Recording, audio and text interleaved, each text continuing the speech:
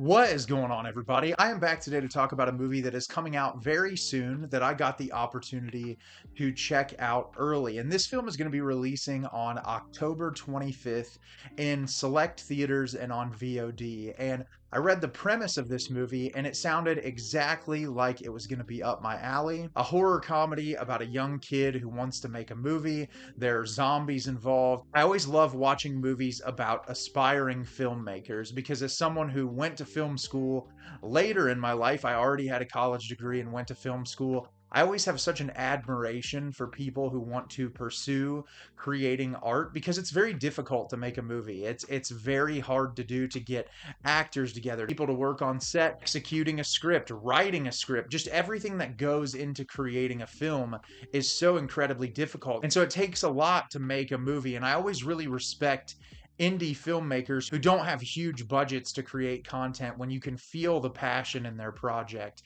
And seeing the trailer for this and reading what it was about, I had a feeling that I was really going to like it. And the movie I'm going to tell you about today is All You Need Is Blood. All You Need Is Blood is directed by Cooper Roberts. Bucky is a 16-year-old aspiring director who dreams of becoming the next art house auteur and sensation.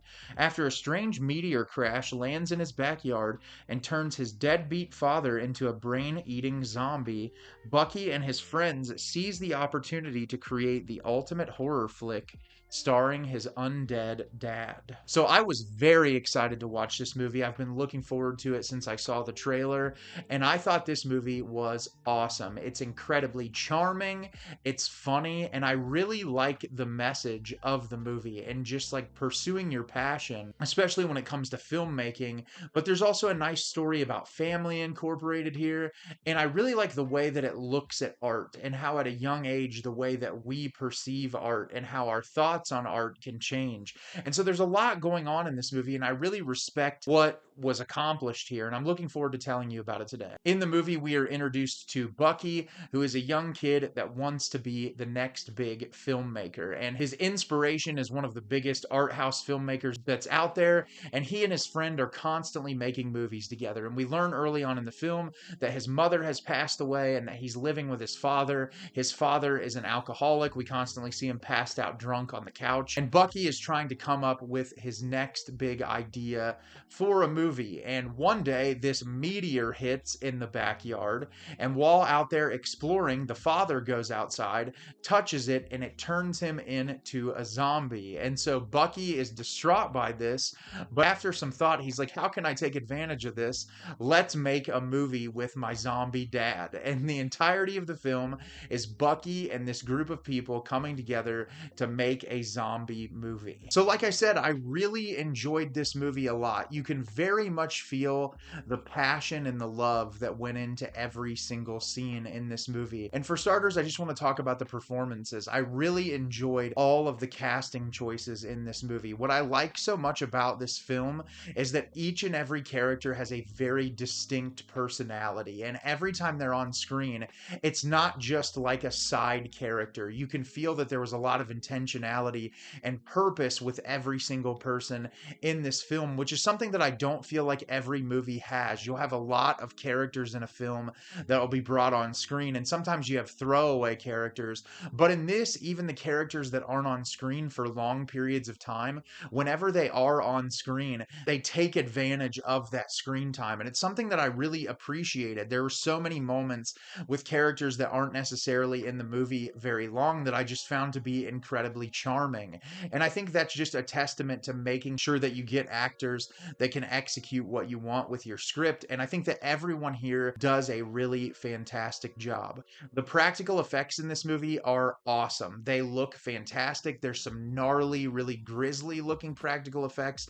There's a ton of blood in this. It goes really off the rails in the third act in the best way possible, and the utilization of practical effects in the third act is something that I really enjoyed. I am a huge practical effects fan. I talk about it a lot on my YouTube channel, and I love the amount of detail that went into so many scenes here with the practical effects. I also love the way this movie is shot. It takes place in the 1990s, so there's a lot of like VHS camcorders, editing with software that can edit VHS, and I just love that. As a child of the 90s, I was born in 1990, grew up in that era. I'm very familiar with seeing a lot of this technology, and I very much love the way that it was incorporated. It has a raw, authentic feeling to it. There's so many movies the past couple of years that I feel like take place in different time periods that feel like they're just doing it as like a nostalgia, you remember this moment. But so much of the time period that this film takes place in feels like it's incredibly important to the director and the creative team involved in this movie. And it shows. It's not just like oh, we wanted a movie that takes place in the 90s. The 90s is a big part of that feeling and connection of falling in love with the medium and pursuing your passion. And I loved that about the movie as well. I really like all of the different things that this movie is trying to explore because, like I said at the beginning of the video, there's a big message about family here. Obviously, it's a father and son whose relationship isn't as close as it used to be, and a lot of that is because of the passing of the mother. And Bucky finds a lot of comfort in his relationship with his friend and with his passion for filmmaking, but there's this disconnect there with his father, and his father is not living his life, obviously, to the best that he could. He's obviously incredibly depressed.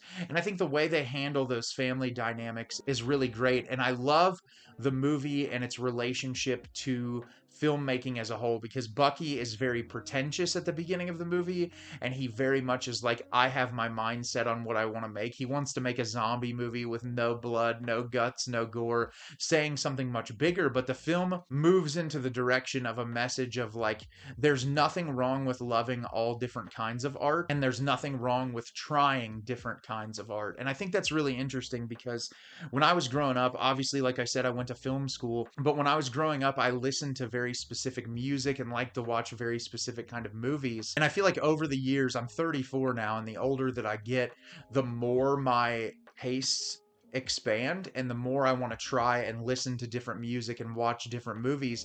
And you learn as an artist when you're creating content, having a wide array of genres that you pay attention to and different filmmakers causes you to be a better creator because you have a wider range of influence, which then gives you the ability to appeal to a wider audience because you have an understanding of what different people want.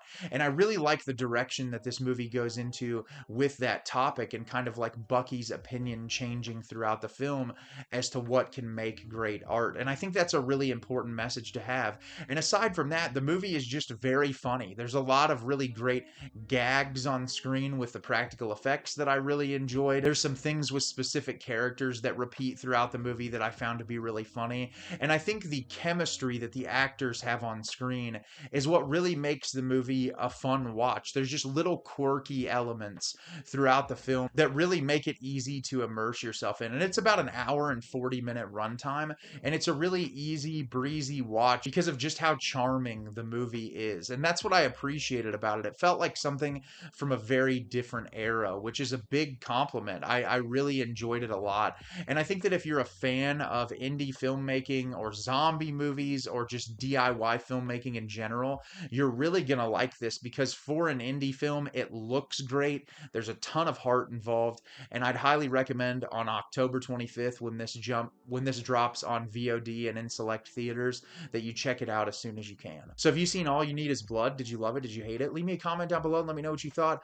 I thought this movie was charming and funny, and I really enjoyed it a lot. As always, if you can like the video and subscribe to the channel, helps me out a lot and lets me know the type of content you're looking for. I'm always putting out new material and look forward to getting more out for you in the near future. And as always, everyone, thank you so much for watching and have a great rest of your day.